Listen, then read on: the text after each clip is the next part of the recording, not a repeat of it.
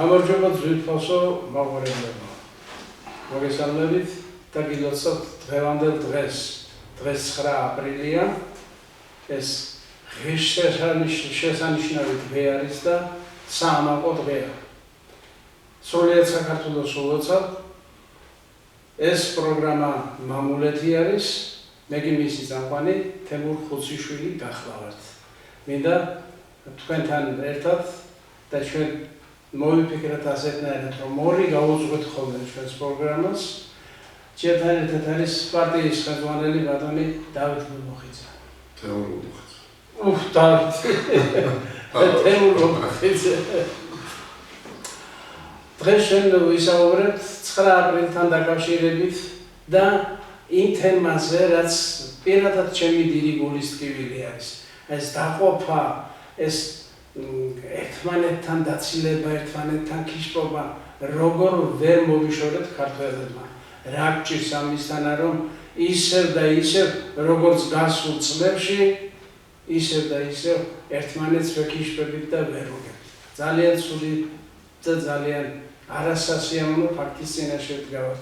ვერა სიტყვით ბატონო თემურ. პირველ რიგში მივესალმოთ თანამემამულეებს, ეს მამულეთია და როგორც წინა გადაცემიდან გითხარით, რომ ჩვენ მამულეთს წავიყვანთ ერთობლივად, მე თემურ გულმოხიძე და თემურ ხუციშვილი ორ თემურ ერთად წავიყვანთ და ბევრ საინტერესო თემებზე გვიქნება გადაცემები. დღეს ვინაიდან 9 აპრილია მინდა კონკრეტულად ვისაუბროთ 9 აპრილთან დაკავშირებით.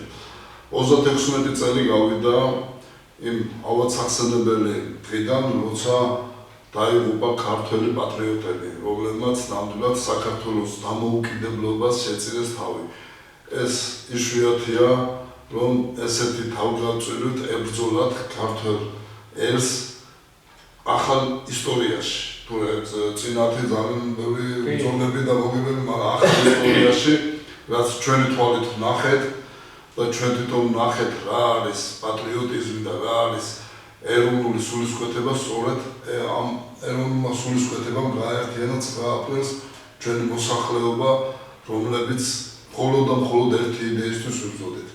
ყველა ერთად ვიდექით და ყველა ერთად ბრძოლობდით საქართველოს დამოუკიდებლობას, რომ რაც შეიძლება მალე მიგვეღწია. მაგრამ ჩვენ როგორც ქართველები სულსწრაფიერი, თავისთავად პირველი ჩვენგან მოხდა შეწირვა ბოროტების იმპერიაზე. ბოროტების იმპერიაზე აქ რუსეთი იგულისხმება, მაგრამ რუსეთთან ერთად ბოროტების იმპერიად იგულისხმება ეს საბჭოთა სისტემა იგულისხმება, რომელსაც რუსეთი, ყველაზე დიდიერი ეს იყო და რომელიც მას უფრო მეტი პასუხისმგებლობა ეკისრებოდა ყოველთვის საბჭოთა კავშირის ხალხთა მემართებაში. ვინაიდან დანარჩენი თითქმის ყველა პატარა ერი ვიყავით, თორე ეგრეთ ჩინეთი რო ყოფილიყო საბჭოთა კავშირის შემადგენლობაში, მაშინ ჩინეთს დაეკისრებოდა მოვალეობა.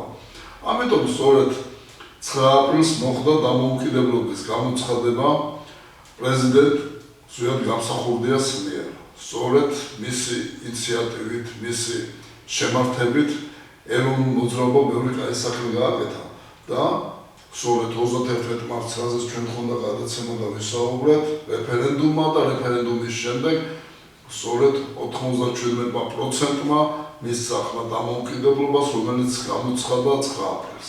აი ეს არის ძირითადი თემა, ბატონო თემურ, რაზეც ჩვენ დღეს გვინდა ვისაუბროთ და ჩვენ მოსახლეობას ვუთხრათ, რომ არ შეიძლება ესე დაყოფა. დღეს ვუყურებთ ტელევიზიით და ვიღაცას არ უშვებს 9 აპრილის მემორიალთა ყვავილების დასალაგებლად, სამთლის დასალთებად. ეს როგორ შეიძლება, ბატონო? ეს სირცხვილია უბრალოდ. ეს ჩვენი უახლესი ისტორიაა და უახლეს ისტორიას ჩვენ დიდი პატივი უნდა ვცეთ ყველა და სკამებს გადავაყოლებს სწორედ ჩვენს ცხოვრებას, ქართველების ცხოვრებას. რაღაცა ხომ არსებობდეს და რაღაცა გაერთიანებდეს, ხომ ამ 9 აპრილმა უნდა გაერთიანოს ქართველი ხალხი, უნდა დაშალოს. სამწუხაროდ ის გაერთიანება, რომელიც გაგვაჩნდა ჩვენ და რომელმაც მიგვიყვანა თავისუფლებამდე, დღეს ის მუხტი დაკარგულია. ეს არ გვესმის, აი უბრალო რიგით ქართველს ხომ უნდა ჰქონდეს ის დიდი სიყვარული. ამას ხელს უშლის დაპირისპირება.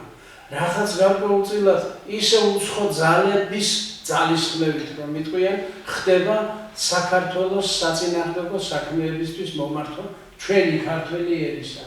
წარმოიდგინეთ, სიყვარული და სითბო, რომელიც მაშინ სუფევდა, თითქმის აორთქლდა და გაქრა.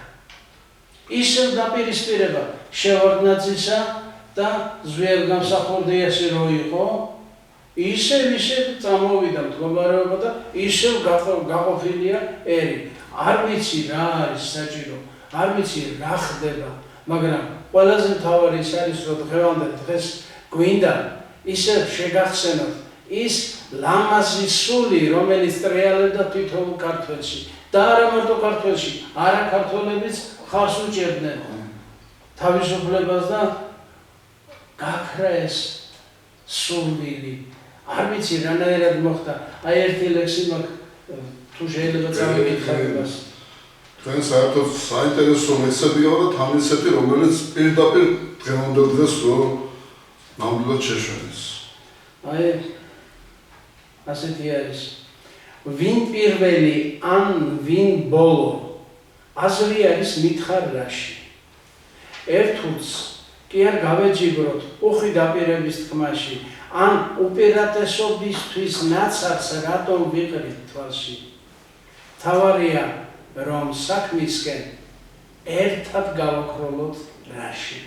და ეს მთავარი რაც არის, ეს არის ზუსტად რომ გვაკლია.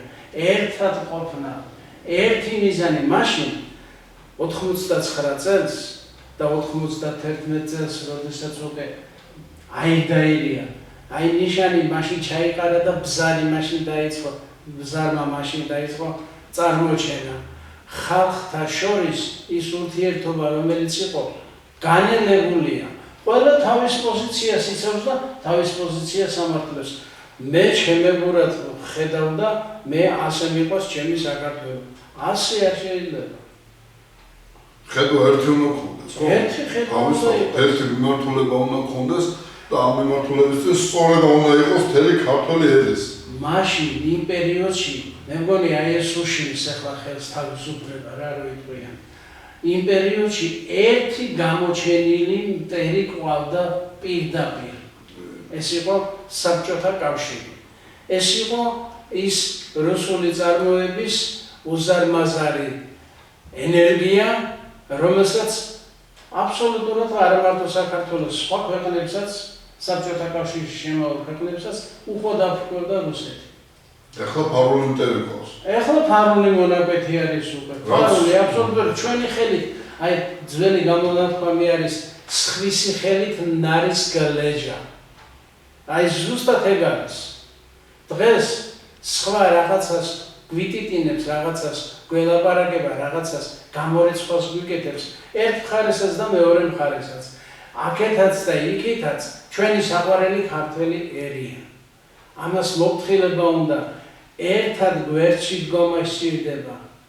როგორც ლექსში ვახსენეთ, ერთად დგომაა საჭირო, ერთად გავაქროლოთ რაში. თორემ გამოდის სულ დაპირებების, სულ რაღაცა გარკვეულწილად იმის იდეოლოგიის წარმართვა, რომ ჩვენ მაგრები ვართ. კი ვართ მაგრები, მაგრამ მაგრები ყველაფერში ვართ. იმ ცუდშიც. ძალიან ცუდი არის ეს ყველაფერი. ამიტომ საჭირო არის, რომ რამენაირად ერთი პატარა წერტილი მოგძებნოთ სულ ყველამ, რომელიც ყველასთვის მისაღები იქნება და ნელ-ნელა ისევ აიკრიბება ეს პატარა კრიალოსანივით ნდობა და სამშობლოს სიყვარული და პატრიოტიზმი. მართალი გზავნებით, რატომ თემურდა აქ ერთი ყველაზე უბედურობა ერთ რაღაცაში ვაქვს ჩვენ ქართველებს რა. თუ ვინმე გამოჩნდება ესეთი ქართველი, ვის შეძლებს გაერთიანებას, იმ წუთში დაესწრებიან, დაგლიჯავენ, გააცალტვერებენ და ყველაფერს ეცდებიან, როგორმე 1000 ტალახი ესროლონ და სიბინძურებ ხარ მასზე. კონსტანტინე გამსახურდიას მაგას არ აქვს თავის დიდოსტატის მარჯვენაში.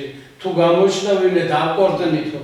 არ მინდა, ნუ დავკორდნით ერთმანეთს, მართალი გზავნებით. ამიტომ სწორედ გაერთიანება მხოლოდ და მხოლოდ არსებობს ერთი, რომ ჯერ ერთი სიწმინდე დღეს არ უნდა შევეხოთ. ეს უახლესი სიწმინდის დღე არის 9 აპრილი და მას არავინ არ უნდა შეეხოს, და არ უნდა გათხოვოს, ხო? და ამ რაღაცამ ხომ მაინც უნდა გაგვაერთიანოს. სამთელივით იყო სამთელოვანი რა, ქართველი ერისთვის ეს 9 აპრილი.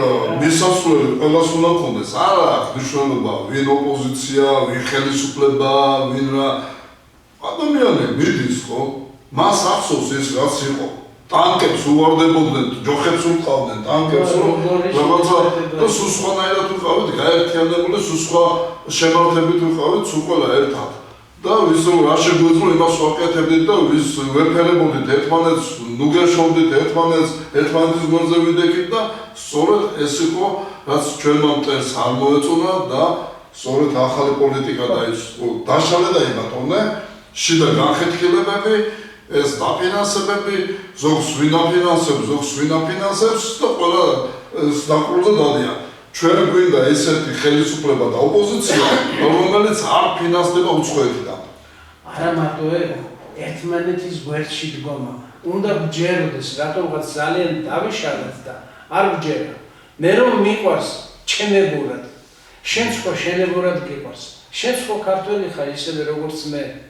აი ერთი წერტილი როგორც წეგან ვახსენე, დავინახოთ რა.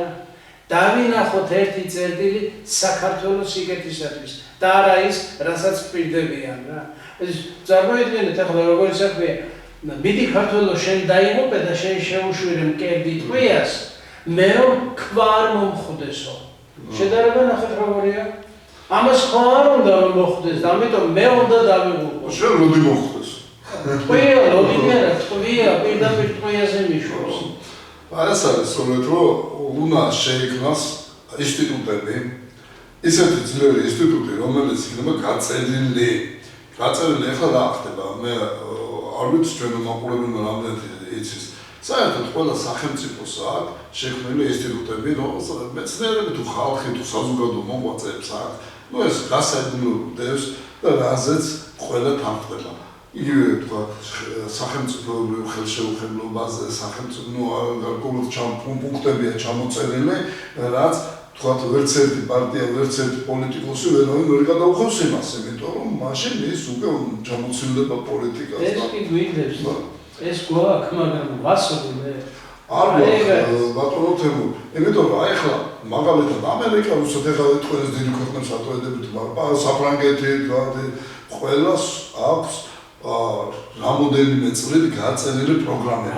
რა უნდა გაკეთდეს, როგორ უნდა გაკეთდეს და ამ პროგრამებს მიყვებიან. სწორედ ესეთი პროგრამები უნდა იყოს გაწერილი სახელმწიფო განვითარებისთვის, ხალხის განვითარებისთვის და უკეთეს ფერზემდლობისათვის. და აი ამ პროგრამას უნდა მიყვეთ. ახლა ცვლილებები შეიძლება შეიტანო თქვა ამ პროგრამაში, კანონმდებლობაში, ყველაფერში, მაგრამ რაღაცა ძირითადი მიმართულებები უნდა იყოს აღებული, ხო? რაც სახელმწიფოსთვის, ქართველი ერისთვის იქნება კარგი, მაგალითად განათლების პროგრამა. ეს უნდა იყოს შესაძლებელი, ხო, საერთოდ თუ ახლა ვისაც ვეკითხები და ვინც სისტემაში ამ ურთიერთობა, მოსახლეობას, ხალხს, ყველას ახლა ყველა ამბობს, რომ განათლების სისტემა მოშლილია ჩვენთან. არ არის იმ დონეზე, რა დონეზეც უნდა იყოს, ხო? ხო, ჩვენ რომ უკვე საბავშვო ბაღიდან დავიწყეთ გაზდას, ბავშვის ეს პროგრამით იმდენად უნდა იყოს კარგად და ეროვნულად გაწერილი. აი, როგორ ზუსტად ეროვნული მუხტი გაშენებული. იმან უკვე თვიში აღარ გაივლოს სახელმწიფოთვის ღალატი. ახლა რა ხდება? პატარა ბავშვს შეუძლია აირჩიოს როგორც რელიგია, ისე მისი მდგომარეობა მომავლისთვის. ქალი უნდა იყოს თუ კაციო, რასაც იზღრობა.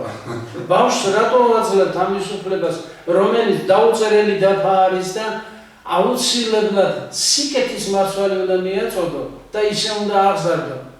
და არა ისე რომ ეს რელიგია შემოღებულია, ხომ ეს კარგად ვიცი. ძალიან. თქვა როგორ შეიძლება ბავშვმა 7 წლისა მაერჩიოს, ქალი უნდა იყოს თუ კაცი. ესე იგი, მშობელს აქვს ეს ჩადებული, რომ ის ტვინში უნდა იყოს ბავშვს, შენ ბიჭი კი არა გოგო ხარ. თქვა გოგო კი არა ბიჭი ხარ. შეიძლება მშობელსაც არა აქვს ახლა ასე ვერ გაწირავს მშობელი თავის შვილს, მაგრამ სასწავლო პირობებში არის იქ ჩადებული. ხო და ეს უნდა იყოს ამოღებული და გაწერილი უნდა იყოს ეროვნული. აუცილებლად. სწორედ ის, რომ როგორი უნდა იყოს ადამიანის უფლებები უნდა იყოს დაცული, ჩვენ კი არა უნდა იყოს დაცული იყოს დაცული, მაგრამ ბავშვის უფლებებს ვარდოთ, ჩვენ ვარდოთ თვითონ. იმიტომ რომ არ გვაქვს ეს პროგრამა და ვერ ვაწვდით იმ ბავშვს სათანადო განათლებას. ხო, წესია. ამიტომ როცა ბავშვს ჩვენ მივაწვდით სათანადო განათლებას, აი მე მაგალითად ამასინად სოციალურ ქსელში ვნახე როგორ ზრდიან ჩინეთში ბავშვებს. შეგი რაღაც გადასარევი ის იყო, რა ქვია, ასწავლიან პატარავითომ შენებლობას იქ ნამდვილი ცემენტია ფარაუნებიან. ხო, აი ეს უნდა ისწავლო, ეს უნდა შეკერო, ეს უნდა გააკეთო და ჩვენთან საბავშვო ბაღში რა სათამაშოები მიეცეთ დაუყარე და ეთამაშე. ხო? თან სულ ისეთი თამაშები არის, რომ ბავშვიც ხალისობს. თან გავცხოვრებაშიც უვითარდება კიდევ ეს რეაქციები აზროვნებისა იქნება თუ მოქმედებისა. აი სწორედ ავიღოთ მე ჩვენ იმას ვამბობთ, ახალი ველოსიპედს ნუ გამოვიგონებთ ხალხო. ავიღოთ ეს რაც ვთქვათ ჩინეთს ბავშვებს როგორ ზრდიან საბავშვო ბაღში. ჩვენ ახალი ველოსიპედს ვიგონებთ, არა შეიძლება ველოსიპედს შევცვალოთ წინ განათება დაუხელო ან რაღაცა ბარგის ჩასალაგებელი პრინციპი ხო განვითარებული ამიტომ ჩვენ ნუ დავიწყებთ ამას ახლის მოგონებას ავიღოთ რაც კარგია გადმოვიღოთ და რაც თუ რამე შესაძლებელია ის შევცვალოთ და ერთად გავაკეთოთ ყველაფერი. სიკეთის კვალი გავავლოთ რა. სიკეთის კვალი. და აი სწორედ აი ამ მიმართულებით ჩვენ ვაპირებთ ნამდვილად ნათქვამია რა საერთოდ. მარტო კაცი ჭამაშია ზბრალია. ამიტომ გადავწყვიტეთ რომ ჩვენ ნორმაა როცა დავждებით საერთოდ ესეთ მიმართულებით ავიღეთ. უფრო კაი თემებზე იქნება საუბარი, იმიტომ რომ ერთმანეთის აზრებსაც გავიგებთ, შეხედულებებსაც და უკეთეს მივაწვდით მოსახლეობას რა უნდა ვილაპარაკო და მოსახლეობისგანაც ვიღებთ უკეთეს თუ რამე შემოგთავაზებთ ჩვენ მივიღებთ. მაგრამ ჩვენ თავარია ერთადერთი პრინციპი, სწორედ 9 აპრილს უკავშირდება, უნდა მოხდეს ქართველი ერის გაერთიანება. აუცილებლად. თუ ჩვენ გაერთიანებას ვერ მოვახერხებთ ქართველი ერის, მაშინ რაც იმაზე მიწებზე ლაპარაკი ის დავკარგეთ ტერიტორიები, დავკარგავთ, ბატონებო უფრო მეც დავკარგავთ. იმიტომ რომ ჩვენ თუ ვერ ჩამოვყალიბდით და ვერ განვითარდით, დამოუკიდებლობა რომ მივახცეთ, მარტო ის გრძელდება კიდე ბრძოლა არის და განვითარების ბრძოლა არის, უნდა განვითარდეს, ხო? ჩვენ უნდა მივიღოთ ახალი ტექნოლოგიები უნდა შეისწავლოთ ბავშვებმა, უფრო მეტი განვითარება უნდა მიიღოთ. მარტო სიტყვა დამოუკიდებელი ვარ, ესეც ვერ საერთოდ არნიშნავს. თუ შენ ვერ შეგვიძლია განვითარდეს, ხო? რასაც ელია ჭავჭავაძე ამბობს, ხო? ახლა ამით უფრო ბრძოლა მიდისო. ვიდრე ხულეთო. დღეს მიდის ტექნოლოგიური ბრძოლა, ტექნოლოგიური ომი მიდის. უკვე შეეცვალა კანონმა ჩაანაცვლა ტექნოლოგია და ტექნოლოგიური განვითარება ხდება უკვე დღეს, ხო? და აი ეს ტექნოლოგიური განვითარებაზე ჩვენ უფრო მეტი განათლება უნდა მივცეთ ახალ თაობას. მაგრამ სწორი მიმართულებით განათლება. აი ეს უნდა დავიღოთ აუცილებლად. სწორი მიმართულებით. და ბატონო, ჩინეთი ძალიან ტექნოლოგიურად განვითარებული ქვეყანაა, მაგრამ მაინც ხელმარჯვე ბავშვებს ასწავლენ ხელმარჯვეობას, ხო? ასწავლების განვითარებას. მოკლედ. მაგრები არიან. და აი ჩვენ სწორედ გადმოვიღოთ ის კარგი მაგალითი, რაც მაგათ აქვთ. და დავუმერგოთ, რომ ჩვენი ახალი თაობა, რომელიც მოდის, კარგად განვითარდეს და კარგად მოხდეს ჩვენი თაობის აღზრდა და გაზრდა. ეს ერთმანეთთან არის დაკავშირებული. და მე კიდევ გავიმეორებ და ჩემ წინა გამოსვლებშიც და ყოველთვის ვამბობ და დღესაც ვიტყვი, სწორედ ის დაფინანსებები, რომლებსაც პარტიები იღებენ ბიუჯეტიდან, ეს დაფინანსებები უნდა გადავიდეს სპორტში. სპორტში და ახალგაზრდა თაობის განვითარებაში უნდა გადავიდეს და უნდა მოეხსნას პარტიებს დაფინანსება ბიუჯეტიდან, რომ ეს თანხები ის ჩვენი მომავალი თაობა, იმისთვის ვიბრძვით, რომ ჩვენი მომავალი თაობა უკეთესი იყოს. ამიტომ მე ბევრჯერ ვთქვი, მოეხსნათ დაფინანსება და გადავიდეს ეს თანხა სპორტში, ახალი თაობის განვითარებაში, იმიტომ რომ სპორტი ისე ძვირი სიამოვნებაა დღეს, უშუალოდ არ აქვს ეს შესაძლებლობა. ის და ერის გამოერთიანებელი გამოდგა, ხო? თავისთავად, ფეხბურთში, ხო, ახლა სიამაყე იყო რომ მოვიგეს და თელევიზორს როგორ უხაროდა. ჯიუდო ავიღოთ. შტანგა ავიღოთ. ყველა მიმართულებით აბსოლუტურად. ბოქსი ავიღოთ. სპორტის რომელი სახეობა გინდა ფარიკაობა ავიღოთ თუნდაც რომელი სახეობა გინდა თქვა რომ თავისი ფუძიანი წვლილი არ ქონდეს ქართულს ჩადებული და მედალი მოპოვებული აი სპორტი აერთიანებს შენს გულშემატკივარი ხარ იმ კვარაცხელიასი და მეც და ბატონი თემურიც სხვადასხვა პოზიციებზეც რომ ვიყოთ როდესაც სპორტზე და განსაკუთრებით კიდე ფეხბურთზე უკვე ხალხმა დაიჯერა და სურვილი გაუჩნდა ფეხბურთზე მისვლის სტადიონი კანტიკონტად იჯდნენ ხოლმე. აღარ უნდა მიდიოდა ხალხი საერთოდ. დღეს კიდე ესეთია აშლაგია რომ ვერ ეტევია ხალხი. 91 წლის მერე დაიწყო ქვემოთ ჩამოსვლა და ხალხი რაღაცა გამონათებები იყო ხოლმე, მაგრამ აი ახლა ამ პერიოდში ტალანტებმა მოიყარეს თავი რომ იტყვიან ქართულ გუნდში და კიდევაც გვახარებენ ხოლმე. ნამდვილად აი სწორედ სპორტზე მოხდება განვითარება, სპორტის განვითარებით მოხდება ქართველი ერის გამთლიანებაც. ეს სპორტი იქნება ერთ-ერთი ქართველი ერის დამაკავშირებელი დიდი რგოლი და ვინც ამას უკვე განერიხება და არ მიიღებს ამას, ის თვითონ გარიყული დარჩება. და არ გონია ეგეთი ვინმე იყოს რომ ქართული სპორტი არ უყვარს. ეს თანხები ვამბობ უნდა წავიდეს სპორტის მიმართულებით ჩვენი ახალგაზრდაობის განვითარებისთვის, ჩვენი ახალგაზრდა სიამაყეებისთვის, რომლებიც ნამდვილად დიდ წარმატებას ველიან და ჩვენც მაგათთან ერთად ვხარობთ და თქვენ წარმოვიდგინეთ სოფლიოში ამ პატარა ელმა ამდენი ოქროს მედალი ჩამოიტანა, ამდენი გაახალა გულშემატკივარი კიდე ბევრს არ ამბობთ ხოლმე, იმიტომ რომ არსებობს ვერცხლის ბრინჯაოს მედლები ხო, მაგას უკვე აღარ ამბობთ. ეს უნდა ყოფილიყო.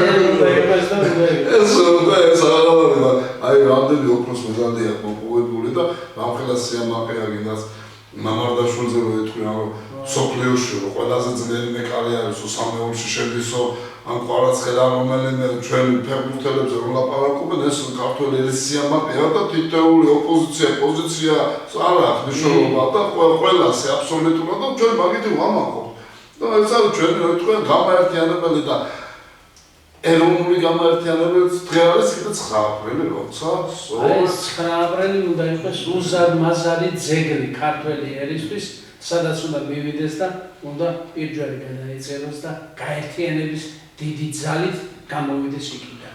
აი გაერთიანებული რა აუცილებელი არის. ახლა წარმოიდგინეთ ბავშვის წინამორბედით თქვენ ბატონოთებო. ბავშვის შემეცნებაზე ერთი ბეწო ბავშვი პირველ კლასში რომ მივიდა.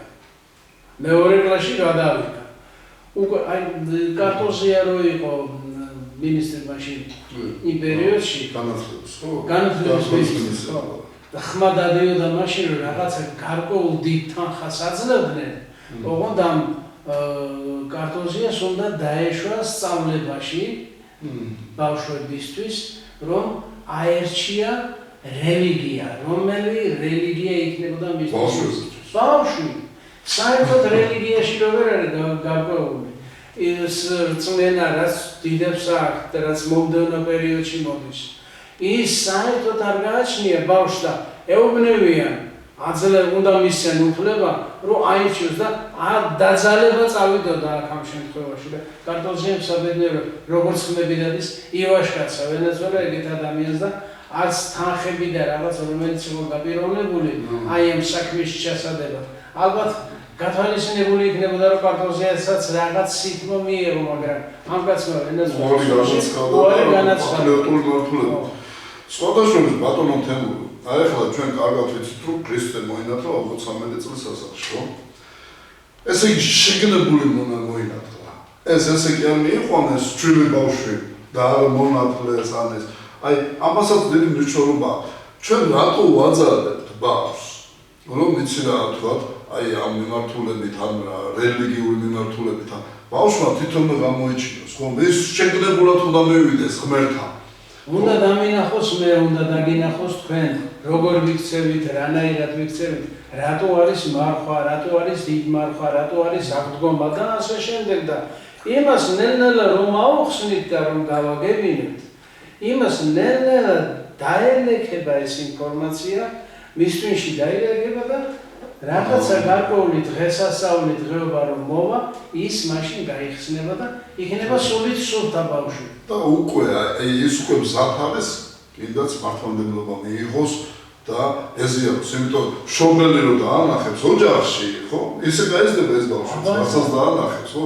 ამიტომ ჩვენ სულ მართლმადიდებლები ქრისტიანები ვართ. წითელი კვერცხის გამორება იქნება თუ აი რომ წაიყვან ბავშვს და რო ეტყვი გააგორა, შვილო წითელი კვერცხი ჩვენ ბაბუის, პაპის, ბებიის, ბაბის საფლავია და რატო მივდივართ, რატო ვაგორებთ იმ წითელ კვერცხს რო აუხსნი, რა არის აღდგომა, რა არის შობა, რა არის ეს დღესასწაული და რატო დღესასწაულობთ, რატო არის ეს ჩვენთვის ესეთი საჭირო ჩვენ გენებში ეს ხო? ეს არის, ამას გენები ბევრად საკეთებს საერთოდ გენებზია ყველაფერი და დამოკიდებული. პატარა ბავშვი ვიყავი. ძალიან ნათლად მახსოვს და არც აი რო ჩაიბეჭდა არც არასოდეს სამოსულო გონებიდან.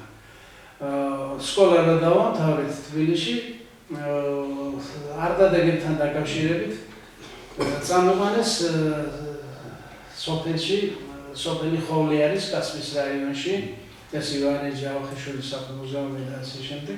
ძალიან ცნობილი სოფელია ხოვლი, ეს ესეთია და ბუნებაც ესეთია და ესეთი ადგილზეა. აღდგომაზე წავედით და წინაპრები მოიხსენიეს ასე ვთქვათ. და მე ეს ხო დამამახსოვრდა, ხო? რომ იმათ პატივი მივაგეთ აღდგომასთან დაკავშირებით ქრისტეს მაცხოვარს ჩვენ პატივი მივაგეთ და ასე შემდეგ. თლად ბოლომდე ვერ ვიგებდი, მაგრამ ხო ამ რიტუალს შევესწარი და ხალხს გამოსული იყო და სუფრები ჰქონდათ გადაშლილი. კვართის სალოცავი ქვია იმას. ეს აღდგომის მომენტი როგორია იცით? აღდგომიდან მესამე ხუთშაბათს იმართება კვართობა.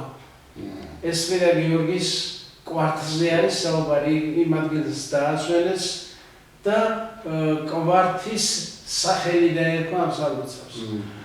კვართობაზე მესამე ხუთშაბათს ისევ მივდივართ სოფელში და რა გვინდა მეთქი, ხო ვიყავით სოფელი, მე გაერთიანებული მაქვს გონებაში, რომ აღდგომა არის ეს ყველაზე უდიდესი დღესასწაული და ამაზე მეტი რა უნდა იყოს კიდე და რატომ მიდიან კაცო? აქ მინდა რომ ვიყო თბილისში და რატომ უნდა წავიდეთ, ხო ვიყავით მეთქი სალოცავში და ის ამიხსნეს ჩვეულებრივად, რომ ის იესო ქრისტეს ეკუთვნოდა ის დღე ის აღდგომა.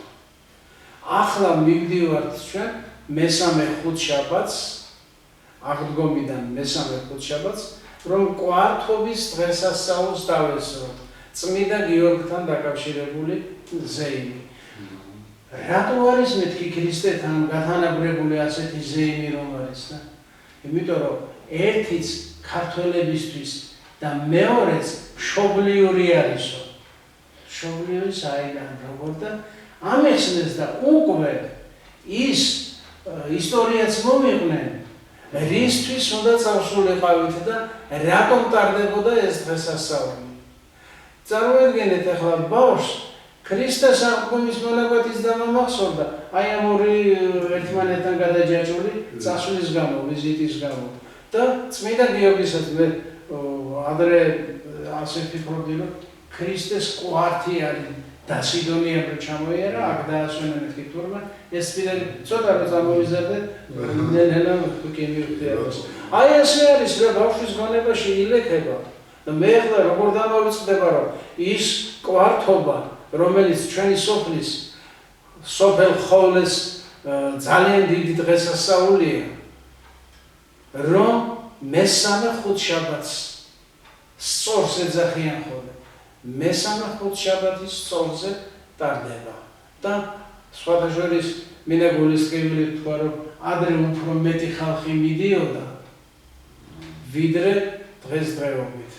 ადრე გაიშლებოდა იქ სუფრა და ერთმანეთს ლოცავდნენ, ერთმანეთს ულოცავდნენ და ბატონო მოდეში გაწყვეტინე, მაგრამ ადრე უფრო მეტი ვიყავ, 5 მილიონი ნახევარი ვიყავ და დღეს 3 მილიონი ნახევარი ვარ და ნაკლები რო ვარ, ნაკლები გადია. ეს სწორედ იმ არასწორი პოლიტიკის საქმე, რაც 30 წლის განმავლობაში მიდის. ეს მე არ ვამბობ ამ ხელისუფლებას, 30 წელია ეს არათანმიმდევრული პოლიტიკა რომ მიდის საქართველოში და იმიტომ იქ რომ მოსახლეობა და იმიტომ იწყო გადინება საქართველოსთან. ვიცი თქვენ გულისტკივილით აღნიშნავთ ამას რომ ცოტა ხალხია, მაგრამ ცოტანი დავჭით. და ეს თლიანი გულისტკივილია ყველასთვის, ჩემთვისაც პირადად, მაგრამ ამას ცალკე გადაცემას მიუძღვნით და ცალკე გადაცემაში ვისაუბრებთ ამ თემაზე. დღეს ისევ და ისევ 9 აპრილი გაერთიანება და მხოლოდ გაერთიანება გადაარჩენს საქართველოს ქართულ მოსახლეობას და შემდგომ დაიწყება სწორედ გამრავლება და მრავლება. ასე რომ იმრავლე ერო გეშინოდეს მტერო. ამით დავასრულებ მე ჩემი სიტყვას ვაკეთებ. ხო, ძირითადად მაინც შევეხეთ რაღაც ისეთ პირნულ მომენტებს, რამაც აბსოლუტურად შეცვალა აზროვნება და დამოკიდებულება. ის სწავლება, რაც წეგან ვახსენებ, პატარა ბავშვმა ვისწავლე ის და გავიგერო, აღდგომა სხვა არის და თურმე ეს ხუთ შაბათის ამბავი კიდე სხვა არის წმინდა გიორგისა. ასეთ ბავშვს უნდა ჩავარდ ბავშვებს, პატარებს უნდა ვესაუბროთ, როგორც დიდებს, ისე უნდა ვესაუბროთ. მე მაგალითად ჩემ შვილიშვილებთან ასეთი დამოკიდებულება მეთამაშებ მაგრამ მეთქვის აბა ავარჩიოთ რომელი თამაში გინდა. აი ეს ეგ არ ვიცი არ მომასწავლე და ასე შემდეგ და მე იმ თამაში რაღაცა ახალს თან ვაწვდი რა. და ასე რომ უნდა მოვახერხოთ ჩვენი პატარების, ჩვენი მომავალი თაობის აი ამ სულის კვეთებით ახსენდა, რაზეც წერან მე და ბატონი თემური ვსაუბრობდით. მინდა წარმატებები გისურვოთ, ღმერთმა დაგდოცოთ ჩვენი პროგრამა მამულეთი, კენშვიდობებად. ვისაც მოგინდებათ რომ გაგვესაუბროთ, გაგვიზიაროთ თქვენი აზრი, შეგიძლიათ მოგმართოთ, შეგიძლიათ დაგვირეკოთ, მოგესწრით ტელეფონის ნომრებსაც. შევულიათ მომძალნე კიდევაც და ჩვენ მაყურებელს რომ იცოდეს პირდაპირ გადაცემებით გავდივართ სოციალურ ქსელზე, Facebook-ზე ლათინურად TVM მამული, იმიტომ ჩვენ გვერდიც აქვს, სადაც იტვირთება უკვე შემდგომ, მაგრამ პირდაპირ ეთერით გავდივართ, ასევე YouTube-ზე უყურო TVM მამულის გადაცემას, იქაც იტვირთება ხოლმე შაბათ-კვირას იტვირთება მთელი კვირის მასალა. ამიტომ მოგმართავთ, უყურეთ პირდაპირ ეთერით და შევეხმიანეთ. ყოველი 4 შაბათს 3 საათზე იქნება პირდაპირ ეთერით გასვლა, რაზეც შეგვიძლიათ პირდაპირ ეთერით დასვათ კითხვები, შემდგომ ეტაპზე უკვე პირდაპირ ეთერით გაგცემთ უკვე ამ კითხვებზე პასუხსაც გაგცემთ უკვე შემდგომ ჩაწერის დროსაც უკვე პირდაპირ ეთერით შეგვიძლია რა კითხვებსაც დასვათ, იქვე გაგცემთ პასუხი და გქონდეს პირდაპირ საუბარი სწორედ პირდაპირ ეთერით. გეშინოდებებით ჩვენი პროდიუსერი მოთხოვინებს უკვე საეთერო დროს გადავაჭარბეთ. რა თემა იყო საინტერესო და ჩვენი მოსახლეობისთვის იმდენად აქტუალური თემა იყო, რომ არ გაგვგრძელებინა საუბარი, არ გამოდიოდა. ორი ადამიანი, როდესაც ბჭობს, იქ დრო ძალიან სწრაფად გადის. ასე რომ დაგემშვიდობებით, მე გახლავართ თემურ ხუთშვილი, თქვენ უყურებთ პროგრამა მამულეთს და მე და ბატონი თემური ყოველთვის ასე გავუძღვებით ხოლმე. კარგად გზავნებოდეთ. კარგად გზავნებოდეთ, გემშვიდობებით, მომავალ შაბათამდე. დიახ. მე მგონი ჩვენი მაყურებლისთვისაც საინტერესო თემები იყო. ხო, საინტერესო და განვითარება უნდა მიეცეს.